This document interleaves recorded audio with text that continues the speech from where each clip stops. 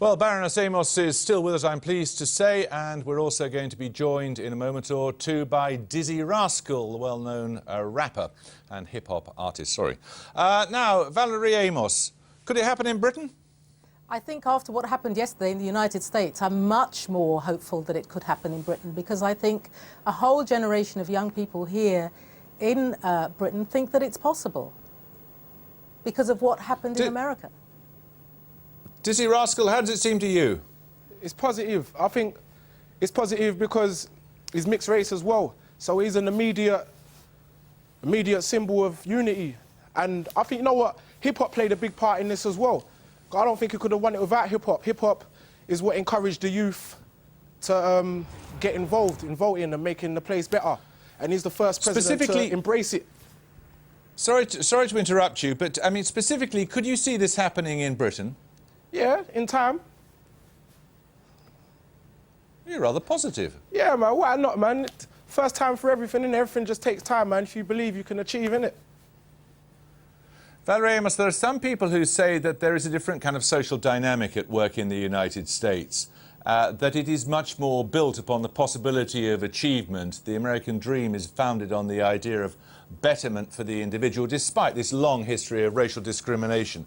Is that a different dynamic to the one we find in our society? Jeremy, I think that's true. I think that there is a language in America which is much more about dreaming and hoping, and it's much less cynical than the kind of language that we use here. But having said that, I think that Barack Obama has tapped into something which is not just about America, and it's become truly aspirational in terms of what our own young people think is possible. Now, I think there's a great deal more that we have to do in terms of the systems within our political parties, how we nurture people, encourage them to come through. It won't just happen without that kind of action.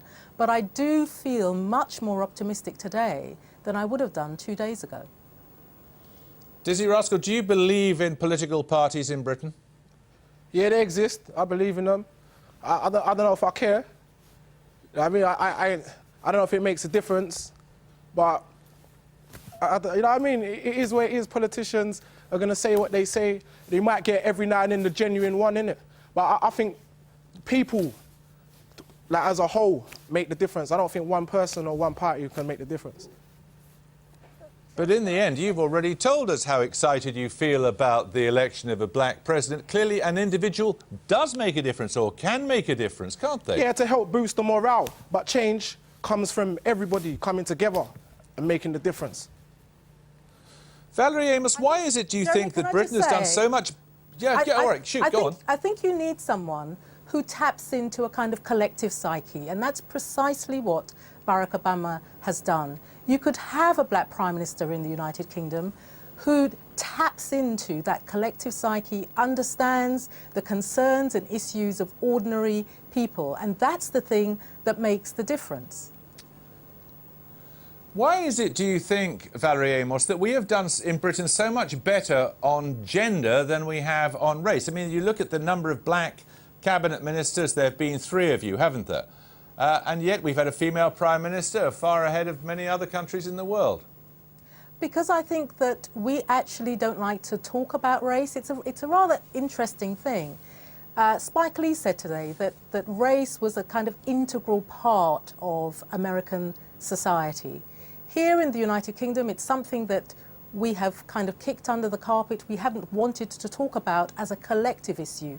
We've made it into an issue which is about black people or ethnic minorities out there, rather than an issue that all of us need to address and talk about. And yet there are some ways as well in which we're a more integrated society than America. There are some very complex things going on.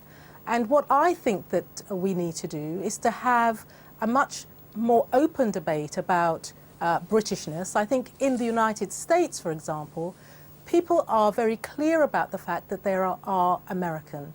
Here in the United Kingdom, we don't talk so much about the nature of Britishness and being British, and the way that Britishness has changed as a result of the people who have come in here over the centuries.